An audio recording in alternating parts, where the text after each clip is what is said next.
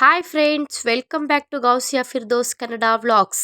Friends, ನಾನಿವತ್ತು Muslims ಮನೆಗಳಲ್ಲಿ ಕೊಡುವಂತಹ ಮದುವೆಗಳಲ್ಲಿ ಕೊಡುವಂತಹ ರೆಸ್ಟೋರೆಂಟ್ಗಳಲ್ಲಾಗಲಿ ಮಟನ್ ದಮ್ ಬಿರಿಯಾನಿನ ಯಾವ ಥರ ಮನೆಯಲ್ಲಿ ತುಂಬಾ ಟೇಸ್ಟಾಗಿ ಮಾಡ್ಬೋದು, ತುಂಬಾ ಈಸಿಯಾಗಿ ಯಾವ ಥರ ಮಾಡೋದು ಅಂತ ತೋರಿಸ್ಕೊಡ್ತಾ ಇದ್ದೀನಿ ಫ್ರೆಂಡ್ಸ್.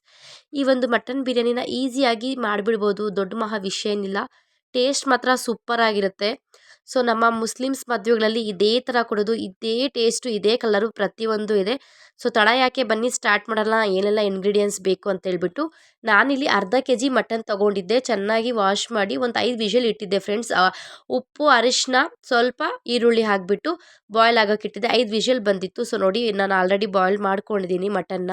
ನಾನಿಲ್ಲಿ ಬಂದುಬಿಟ್ಟು ಸ್ಪೈಸಸಲ್ಲಿ ಚಕ್ಕೆ, ಲವಂಗ, 2ರಿಂದ 3 ಏಲಕ್ಕಿ ತೊಗೊಂಡಿದ್ದೀನಿ. ಆ್ಯಪಲ್ ಟೊಮೊಟೊ 3ರಿಂದ 4, ಒಂದೂವರೆ ಈರುಳ್ಳಿ, ಕೊತ್ತಂಬರಿ, ಪುದೀನ, ಒಂದೂವರೆ ಮುಷ್ಟಿಯಷ್ಟು, ಅರ್ಧ ನಿಂಬೆಹಣ್ಣು ತೊಗೊಂಡಿದ್ದೀನಿ. ನಿಂಬೆಹಣ್ಣು ಏನು ಜಾಸ್ತಿ ಬೇಕಾಗಿಲ್ಲ, ಯಾಕಂದರೆ ಮಟನ್ ಅಲ್ವಾ.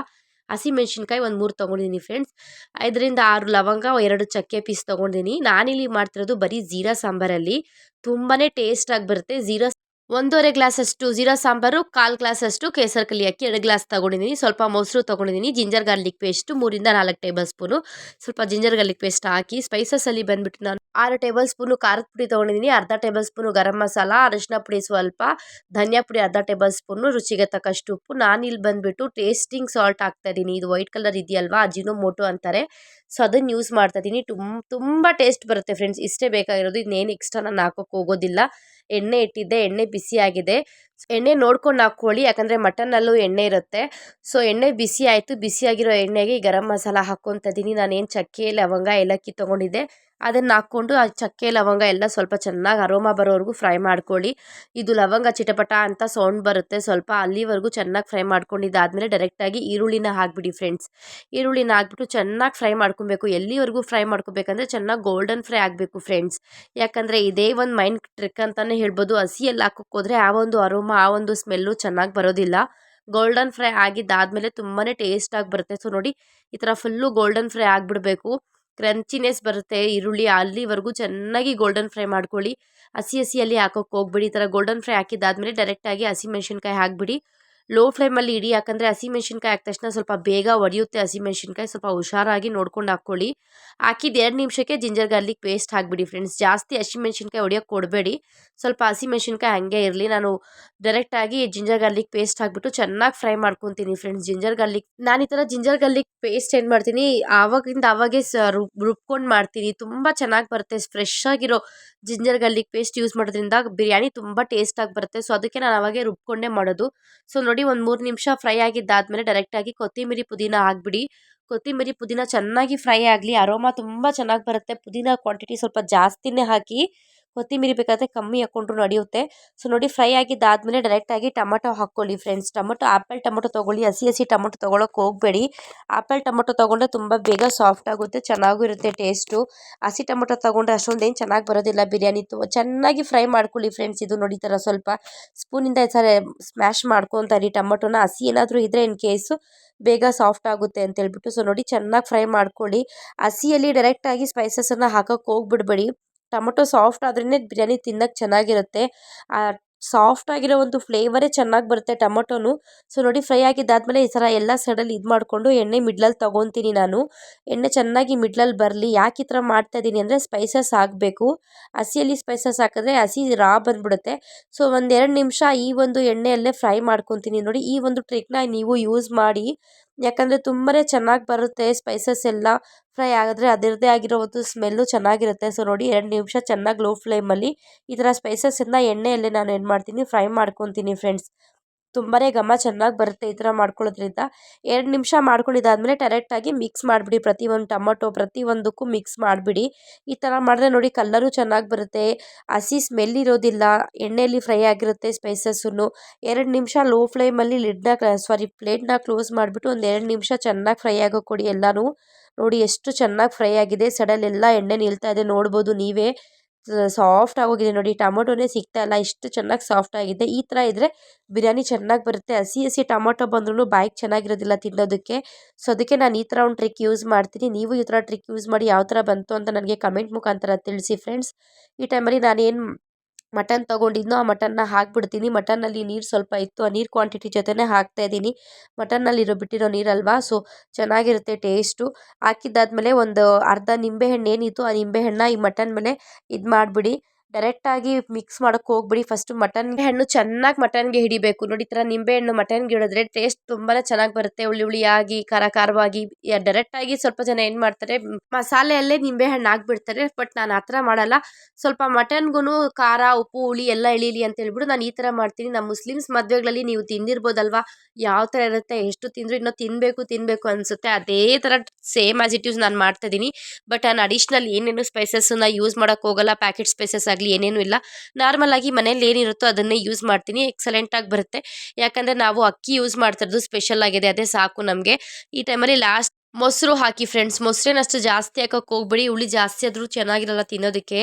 ಸೊ ನೋಡಿ, ಮೊಸರು ಹಾಕಿದ್ದಾದ್ಮೇಲೆ ಮಿಕ್ಸ್ ಮಾಡಲೇಬೇಡಿ, ಏನೂ ಮಾಡಬೇಡಿ. ಒಂದು 2 ನಿಮಿಷ ಕ್ಲೋಸ್ ಮಾಡಿಬಿಡಿ ಪ್ಲೇಟ್ನ. ಸೊ 2 ನಿಮಿಷ ಕ್ಲೋಸ್ ಆಗಿದ್ದಾದಮೇಲೆ ಈ ಟೈಮಲ್ಲಿ ಸ್ವಲ್ಪ ಲೈಟಾಗಿ ಮಿಕ್ಸ್ ಮಾಡ್ಕೊಳ್ಳಿ. ಡೈರೆಕ್ಟಾಗಿ ಹಾಕ್ಬಿಟ್ಟು ಮಿಕ್ಸ್ ಮಾಡಿಬಿಡ್ತಾರೆ, ಮೊಸರು ಒಡೆದೋಗ್ಬಿಡುತ್ತೆ. ಅದಕ್ಕೆ ಮೊಸರು ಸ್ವಲ್ಪ ಸೆಟ್ ಆಗೋಕ್ಕೆ ಕೊಡಬೇಕು. ಸೆಟ್ ಆಗೋಕ್ಕೆ ಕೊಟ್ಟಾಗ ಮಾತ್ರ ಅದು ಅದರದ್ದೇ ಆಗಿರೋ ಟೇಸ್ಟ್ ಕೊಡುತ್ತೆ. ಅದರ್ವೈಸು ಹುಳಿ ಬಂದುಬಿಡುತ್ತೆ, ಜಾಸ್ತಿ ಒಡೆದೋಗ್ಬಿಡುತ್ತೆ. ಬಿಸಿ ಇರುತ್ತೆ ಅಲ್ವಾ, ಒಡೆದೋಗ್ಬಿಡುತ್ತೆ. ಈ ಥರ 2 ನಿಮಿಷ ಲೋ ಫ್ಲೇಮಲ್ಲಿ ಸ್ವಲ್ಪ ಇದು ಮಾಡ್ಕೊಂಡು ಮಾಡಿದ್ರೆ ಟೇಸ್ಟ್ ಕರೆಕ್ಟಾಗಿರುತ್ತೆ. ಚೆನ್ನಾಗಿ ಮಿಕ್ಸ್ ಮಾಡಿದ್ದಾದಮೇಲೆ ಒಂದು ಸ್ವಲ್ಪ ಬಾಯ್ಲ್ ಆಗಲಿ, ಚೆನ್ನಾಗಿ ಮಸಾಲೆ ಎಲ್ಲ ಮಟನ್ಗೆ ಹಿಡೀಲಿ ಅಂತ ಹೇಳ್ಬಿಟ್ಟು ಸ್ವಲ್ಪ ಕುದಿ ಬರೋಕ್ಕೆ ಇಟ್ಟಿದ್ದೆ. ಸೊ ನೋಡಿ, ಸಡಲ್ಲೆಲ್ಲ ಎಣ್ಣೆ ಎಷ್ಟು ಚೆನ್ನಾಗಿ ನಿಲ್ತಿದೆ. ಮಟನ್ ಆಲ್ಮೋಸ್ಟು 5 ಸೀಟಿಗೆ ವಿಸಿಲ್ಗೆ ಇಟ್ಟಿದ್ನಲ್ಲ, ಸೊ ಅಷ್ಟೇ ಸಾಕು. ಜಾಸ್ತಿ ಏನು ಬಿಡಲ್ಲ, ಅಂದರೆ ಸಾಫ್ಟ್ ಆಗಿಬಿಡುತ್ತೆ. ಜಾಸ್ತಿ ಮಟನ್ನು ಬೆಂದೋಗ್ಬಿಟ್ರೆ ಚೆನ್ನಾಗಿರೋದಿಲ್ಲ ತಿನ್ನೋದಕ್ಕೆ. ನಾನು ಆಲ್ರೆಡಿ 5 ವಿಜಿಲ್ಗೆ ಇಟ್ಟಿದ್ದೀನಿ. ಸೊ ಸಾಕು, ಒಂದು 5 ನಿಮಿಷ ಚೆನ್ನಾಗಿ ಇದಾಗೋಕೆ ಕೊಟ್ಟಿದ್ದೆ. ನಾನೇನು ಮಾಡ್ತೀನಿ, ಎಣ್ಣೆನ ತೊಗೊಬಿಡ್ತೀನಿ ಫ್ರೆಂಡ್ಸ್. ಈ ಒಂದು ಬೌಲಲ್ಲಿ ಎಣ್ಣೆನ ನೋಡಿ, ಎಣ್ಣೆ ಎಲ್ಲ ತೊಗೊಬಿಟ್ಟೆ. ನೋಡ್ಬೋದು ನೀವೇ, ಸ್ವಲ್ಪ ಎಣ್ಣೆ ಇದೆ ಅಷ್ಟೇ. ಎಣ್ಣೆ ರಿಮೈನಿಂಗ್ ಎಲ್ಲ ಇದರಲ್ಲೇ ಇತ್ತು. ಸಡನ್ ನಾನು ನೀರು ಬಿಸಿಯಾಗಕ್ಕೆ ಇಟ್ಟಿದ್ದೆ ಅಕ್ಕಿಗೋಸ್ಕರ. ಈ ಬಿಸಿಯಾಗಿರೋ ನೀರಿಗೆ ನಾನು ಏನೆಲ್ಲ ಹಾಕಿದ್ದೀನಿ ಅಂದರೆ, ಸ್ವಲ್ಪ ಪುದೀನ ಹಾಕಿದ್ದೀನಿ, ಸ್ವಲ್ಪ ಉಪ್ಪು ಹಾಕಿದ್ದೀನಿ, ಸ್ವಲ್ಪ ಬಂದುಬಿಟ್ಟು ನಿಂಬೆ ರಸ ಹಾಕಿದ್ದೀನಿ, ಸ್ವಲ್ಪ ಕ್ವಾಂಟಿಟಿಯಲ್ಲಿ ಎಣ್ಣೆ ಹಾಕಿದ್ದೀನಿ. ಈ ನಿಂಬೆ ರಸ ಮತ್ತು ಎಣ್ಣೆ ಹಾಕೋದ್ರಿಂದ ಅಕ್ಕಿ ಒಡೆಯೋದಿಲ್ಲ, ಮುದ್ದೆ ಆಗೋದಿಲ್ಲ, ಉದ್ರುದ್ರವಾಗಿ ಬರುತ್ತೆ, ಅಂಟು ಆಗೋದಿಲ್ಲ. ಎಣ್ಣೆ ಹಾಕೋದ್ರಿಂದ ಉದ್ರುದ್ರವಾಗಿ ಚೆನ್ನಾಗಿ ಬರುತ್ತೆ. ನಿಂಬೆ ರಸ ಹಾಕೋದ್ರಿಂದ ಮುದ್ದೆ ಆಗೋದಿಲ್ಲ, ತುಂಬ ಉದ್ರುದ್ರವಾಗಿರುತ್ತೆ ಫ್ರೆಂಡ್ಸ್. ಈ ಥರ ಟ್ರಿಕ್ ಯೂಸ್ ಮಾಡಿ. ಸ್ವಲ್ಪ ಕಲರ್ ಹಾಕಿದ್ದೀನಿ, ಆರೆಂಜ್ ಕಲರು. ಇಷ್ಟೇ ಹಾಕೋದು ನಾನು. ನೀರು ಕುದಿ ಚೆನ್ನಾಗಿ ಬಂದಿದ್ದಾದಮೇಲೆ ಡೈರೆಕ್ಟಾಗಿ ಅಕ್ಕಿನ ಹಾಕ್ಬಿಡ್ತೀವಿ ಫ್ರೆಂಡ್ಸ್. ಅಕ್ಕಿ ಹಾಕಿದ್ದಾದಮೇಲೆ ಚೆನ್ನಾಗಿ ಮಿಕ್ಸ್ ಮಾಡ್ಕೊಳ್ಳಿ. ಟೇಸ್ಟ್ ಹೇಳ್ತಿದ್ದೀನಲ್ವಾ, ಸೂಪರಾಗಿ ಬರುತ್ತೆ. ಯಾಕಂದರೆ ಈ ಜೀರಾ ಸಾಂಬಾರು ಹಾಕಿ ನೀವು ಒಂದ್ಸರಿ ಟ್ರೈ ಮಾಡಿ ನೋಡಿ. ನಾವೇನು ಮದುವೆಲಿ ಕೂತ್ಕೊಂಡೇ ತಿಂತಾ ಇದ್ದೀವ ಅಂತ ನಿಮಗೆ ಫೀಲ್ ಅನಿಸುತ್ತೆ, ಅಷ್ಟು ಟೇಸ್ಟ್ ಕೊಡುತ್ತೆ. ಬೇರೆ ಏನೇನು ಹಾಕೋಕ್ಕೆ ಹೋಗಬೇಡಿ. ಸೊ ನೋಡ್ಬೋದು ನೀವೇ ಎಷ್ಟು ಚೆನ್ನಾಗಿ ಕಲರ್ ಬರ್ತಿದೆ. ಕಲರು ಓವರಾಗಿ ಹಾಕೋಕ್ಕೆ ಹೋಗಬೇಡಿ, ಸ್ವಲ್ಪ ಲೈಟ್ ಕಲರೇ ಯೂಸ್ ಮಾಡಿ. ಜಾಸ್ತಿ ಕಲರ್ ಆಗಿಬಿಟ್ರು ಬಿರಿಯಾನಿ ಟೇಸ್ಟ್ ಕಲರ್ ಚೇಂಜ್ ಆಗಿಬಿಡುತ್ತೆ. ಸೊ ನಾನು ಲೈಟಾಗಿ ಆರೆಂಜ್ ಕಲರ್ ಯೂಸ್ ಮಾಡಿದ್ದೀನಿ. ಒಂದು 70% ಬಾಯ್ಲ್ ಆಗಿತ್ತು ಫ್ರೆಂಡ್ಸ್, ಸಾಕು. 70% ರಿಮೈನಿಂಗ್ ದಮ್ ಮಾಡ್ತೀವಲ್ಲ, ಆ ದಮ್ಮಲ್ಲೇ ರಿಮೈನಿಂಗ್ 30% ಇದಾಗುತ್ತೆ. ಸೊ ನೋಡಿ, ನಾನು ಏನು ಮಾಡಿದೆ, ಅಕ್ಕಿನ ಜಲ್ದಿ ತೊಗೊಂಡ್ಬಿಟ್ಟು ಒಂದು ಜಲ್ಡಿಯಲ್ಲಿ ಇಟ್ಟಿದ್ದೆ. ಸೊ ನೋಡಿ, ಈ ಟೈಮಲ್ಲಿ ಏನು ನಾವು ಈ ಗ್ರೇವಿ ಇದೆಯೋ ಆ ಗ್ರೇವಿಗೆ ಅಕ್ಕಿ ಎಲ್ಲ ಹಾಕ್ಬಿಡೋಣ. ಒಂದು 70% ಬಾಯ್ಲ್ ಆಗಿದೆ ಫ್ರೆಂಡ್ಸ್. ಅಕ್ಕಿ ಸ್ವಲ್ಪ ಕೈಯಿಂದ ಇದು ಮಾಡ್ಕೊಂಡು ನೋಡಿ, ಸ್ವಲ್ಪ ಅಕ್ಕಿ ಇದ್ರೂ ಹಾಕ್ಬಿಡಿ. ಜಾಸ್ತಿನೂ ಅಕ್ಕಿ ಇದ್ರೂ ಹಾಕೋಕ್ಕೆ ಹೋಗ್ಬಿಡಿ, ಇಲ್ಲಾಂದರೆ ಚೆನ್ನಾಗಿ ಬರೋದಿಲ್ಲ. ಒಂದು 70% ಅಕ್ಕಿ ಬಾಯ್ಲ್ ಆಗಿಬಿಟ್ಟು ರಿಮೈನಿಂಗ್ 30% ಏನಿದೆ ನಾವು ಇದು ದಮ್ ಮಾಡ್ತೀವಲ್ಲ, ಈ ದಮ್ಮಲ್ಲೇ ಸರಿ ಹೋಗ್ಬಿಡುತ್ತೆ. ಸೊ ನೋಡಿ, ಅಕ್ಕಿ ಎಲ್ಲ ಹಾಕಿದ್ದಾದಮೇಲೆ ಡೈರೆಕ್ಟಾಗಿ ಎಣ್ಣೆ ಏನಿದೆ, ಎಣ್ಣೆ ನಾನು 4 ಕಡೆ ಈ ಥರ ಸರ್ವಿಂಗ್ ಮಾಡ್ಕೊಂಡ್ಬಿಡ್ತೀನಿ. ಹಾಕಿದ್ದಾದ್ಮೇಲೆ ಮಿಕ್ಸ್ ಏನೇನೂ ಮಾಡಲ್ಲ ನಾನು. ನೀವು ನೋಡ್ಬೋದು ಮಸಾಲೆ ಎಲ್ಲ ಕೆಳಗಡೆ ಇದೆ, ಅಕ್ಕಿ ಮಾತ್ರ ಮೇಲಿದೆ. ಇದೇ ದಮ್ ಬಿರಿಯಾನಿ ಅನ್ನೋದು. ಸೊ ದಮ್ ಆಗಕ್ಕೆ ಇಡ್ತಾ ಇದ್ದೀನಿ. ನೋಡ್ಬೋದು ತವಾ ಬಿಸಿ ಆಗಕ್ಕೆ ಇಟ್ಟಿದ್ದೆ. ತುಂಬ ಚೆನ್ನಾಗಿ ತವಾ ಬಿಸಿಯಾಗಿದ್ದಾದಮೇಲೆ ಡೈರೆಕ್ಟಾಗಿ ನಾವು ಬಿರಿಯಾನಿ ಒಂದು ಪಾತ್ರೆನ ಇದ್ರ ತವದ ಮೇಲೆ ಇಟ್ಬಿಟ್ಟು ದಮ್ ಮಾಡ್ಕೊಳ್ಳೋಣ. ಲೋ ಫ್ಲೇಮಲ್ಲಿ ನಾನೇನು ಮಾಡ್ತೀನಿ, ಒಂದು 15 ನಿಮಿಷ ದಮ್ ಮಾಡ್ಕೊತೀನಿ ಫ್ರೆಂಡ್ಸ್. ಇದ್ರ ಮೇಲೆ ಒಂದು ಬಿಸಿ ಪಾತ್ರೆ ಇಟ್ಟಿದ್ದೆ. ನೀರೇನು ನಾವು ಜಲ್ದಿ ಮಾಡ್ಕೊಂಡಿದ್ವಿ ಆ ನೀರಿನ ಪಾತ್ರೆ ಇಟ್ಟಿದ್ದೆ. ಸೊ ನೋಡ್ಬೋದು ನೀವು, ಒಂದು 15-20 ನಿಮಿಷ ಆಗಿತ್ತು. ಆಫ್ಟರ್ ನೋಡ್ಬೋದು ಎಷ್ಟು ಚೆನ್ನಾಗಿ ಹಬೆ ಬರ್ತಾ ಇದೆ. ಓಪನ್ ಮಾಡಿದ್ರೆ ಸ್ಮೆಲ್ಲು ಸೂಪರಾಗಿತ್ತು. ಕಿಚನ್ ಎಲ್ಲ ಸ್ಮೆಲ್ ತುಂಬೋಗಿತ್ತು. ಯಾಕಂದರೆ ಜೀರಾ ಸಾಂಬಾರು ಅಕ್ಕಿ ಟೇಸ್ಟ್ ಅಂತೂ ಅದ್ರೋಗುತ್ತೆ ಫ್ರೆಂಡ್ಸ್. ಬೇರೆ ಏನು ಅಕ್ಕಿ ನೆಸೆಸರಿನೇ ಇರೋದಿಲ್ಲ. ಸ್ವಲ್ಪ ಜನ ಸೋನಾ ಮಸೂರಿಯಲ್ಲಿ ಮಾಡ್ತಾರೆ, ಸ್ವಲ್ಪ ಜನ ಬೇರೆ ಬೇರೆ ಅಕ್ಕಿಗಳಲ್ಲಿ ಮಾಡ್ತಾರೆ. ಬಟ್ ಈ ಥರ ಒಂದು ಜೀರಾ ಸಾಂಬಾರು ಪ್ಲಸ್ ಕೇಸರ್ ಕಲಿ ಕಾಂಬಿನೇಷನ್ ಹಾಕಿ ನೀವು ಮಾಡಿ ನೋಡಿ, ಸೂಪರಾಗಿ ನೀವೇ ಫೀಲ್ ಮಾಡ್ತೀರಾ ಯಾವುದೋ ಮುಸ್ಲಿಮ್ಸ್ ಮನೇಲಿ ಕೂತ್ಕೊಂಡು ನಾವು ತಿಂತಾ ಇದ್ದೀವೇನೋ ಅಂತ ಹೇಳ್ಬಿಟ್ಟು.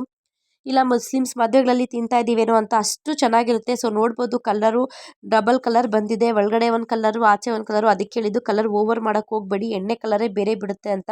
ಸೂಪರಾಗಿ ನೋಡಿ ಉದ್ರುದ್ರವಾಗಿ ಎಷ್ಟು ಚೆನ್ನಾಗಿತ್ತು. ಒಳಗಡೆಯಿಂದ ಎಲ್ಲ ಚೆನ್ನಾಗಿ ಒಂದ್ಸಲಿ ಮಿಕ್ಸ್ ಮಾಡ್ಕೊತೀನಿ. ನೀವೇ ನೋಡ್ಬೋದು ಟೇಸ್ಟ್ ಆಗಲಿ ಘಮ ಆಗಲಿ ಸೂಪರಾಗಿತ್ತು ಫ್ರೆಂಡ್ಸ್. ಈ ಥರ ನೀವೊಂದು ಸಲ ಟ್ರೈ ಮಾಡಿ ನೋಡಿ. ಯಾವ ಥರ ಬಂತು ಅಂತ ನನಗೆ ಕಮೆಂಟ್ ಮುಖಾಂತರ ಕಮೆಂಟ್ ಮಾಡಿ ತಿಳಿಸಿ. ಸೂಪರಾಗಿತ್ತು ಫ್ರೆಂಡ್ಸ್. ನಮ್ಮ ಒಂದು ಮಟನ್ ದಮ್ ಬಿರಿಯಾನಿ ರೆಡಿ ಆಗಿತ್ತು. ಇದಕ್ಕೆ ಕಚಂಬರ್ ತುಂಬ ಚೆನ್ನಾಗಿರುತ್ತೆ. ಮೊಸರು ಬಜ್ಜಿ ಏನು ಹೇಳ್ತೀರಾ ನೀವು, ನಾವು ಕಚಂಬರ್ ಅಂತೀವಿ. ಮೊಸರು ಬಜ್ಜಿ ಹಾಕೊಂಡು ತಿಂತಾ ಇದ್ರೆ ಸೂಪರ್ ಟೇಸ್ಟು ಸೂಪರ್ ಆಗಿರುತ್ತೆ ಫ್ರೆಂಡ್ಸ್, ಅಲ್ಟಿಮೇಟ್ ಆಗಿರುತ್ತೆ. ಫೈನಲಿ ಸರ್ವಿಂಗ್ ಮಾಡ್ಕೊಂಡಿದ್ದಾಯ್ತು. ಮೊಸರು ಬಜ್ಜಿಗೆ ಬಿಸಿ ಬಿಸಿ ಬಿರಿಯಾನಿ ತಿಂತಾ ಇದ್ರೆ ಸೂಪರ್ ಆಗಿರುತ್ತೆ ಫ್ರೆಂಡ್ಸ್. ನೀವು ಒಂದ್ಸಲಿ ಟ್ರೈ ಮಾಡಿ ನೋಡಿ. ಇಷ್ಟೊತ್ತು ನನ್ನ ವಿಡಿಯೋ ನೋಡಿದ್ದಕ್ಕೆ thank you so much friends. ಇನ್ನು ಯಾರೆಲ್ಲ ಸಬ್ಸ್ಕ್ರೈಬ್ ಆಗ್ದಿರಾ ನೋಡ್ತಾ ಇದ್ದೀರಾ ದಯವಿಟ್ಟು ಸಬ್ಸ್ಕ್ರೈಬ್ ಆಗಿ, ಲೈಕ್ ಮಾಡಿ, ಕಮೆಂಟ್ ಮಾಡಿ, ನಿಮ್ಮ ಫ್ಯಾಮಿಲಿ ಫ್ರೆಂಡ್ಸ್ಗೆ ಶೇರ್ ಮಾಡಿ. ಮತ್ತೆ ಹೊಸ ವಿಡಿಯೋ ಜೊತೆ ಸಿಗ್ತೀನಿ. ಅಲ್ಲಿವರೆಗೂ ಟೇಕ್ ಕೇರ್, ಬಾಯ್ ಬಾಯ್.